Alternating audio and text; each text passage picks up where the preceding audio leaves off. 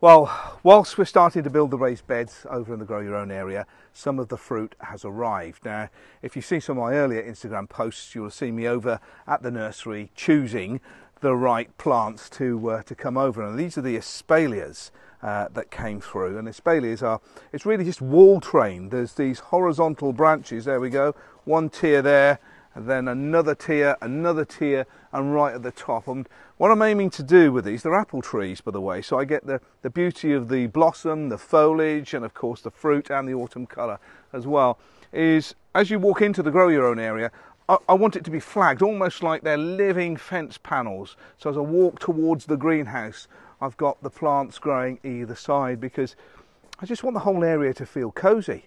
It's not just about producing, you know, food for the table. It's about being close to nature and appreciating the beauty of it at the same time. Now, these were a few quid, I hasten to add. Let's have a look at that price. Ooh.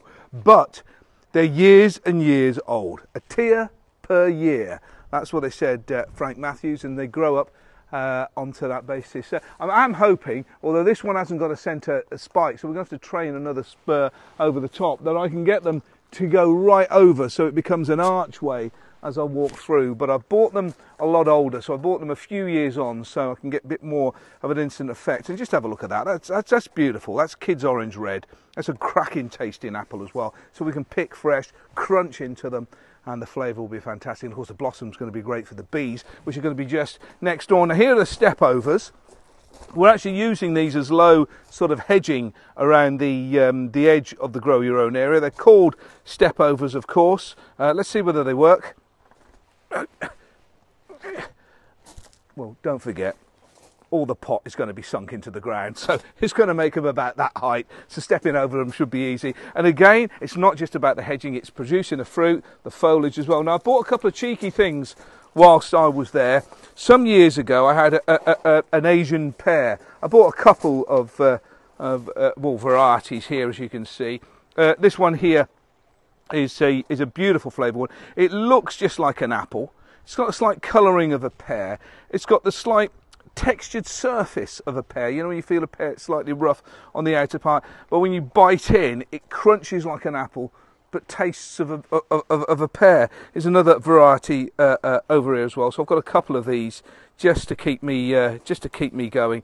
And that's the beauty of it. I want some unusual stuff. Everybody just thinks fruit trees, oh yeah, apples and pears, but it's not. It's cherries and it's plums, and of course you get the Asian pears as well. There's a whole host of different fruits. We call them top fruit because it grows above the ground, really. Well, they all grow above the ground, but more on stems. So trees and the like are called top fruit.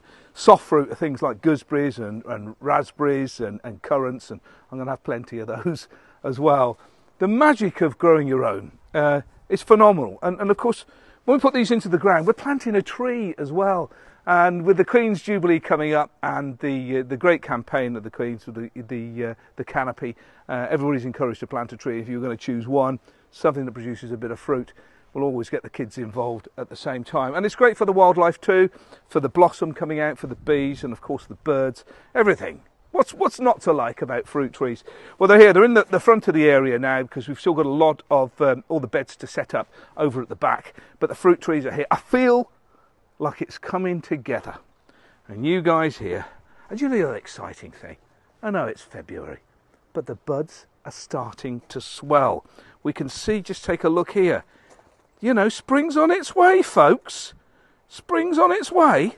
That element of excitement. Hold on a minute. Let's take a look at this.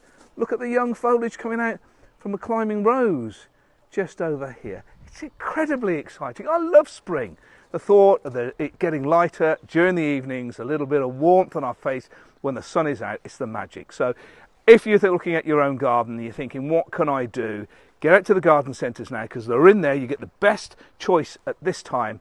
Choose yourself a fruit tree and plant it into the garden. And every time you go out into the garden, check to see the buds swelling, it growing.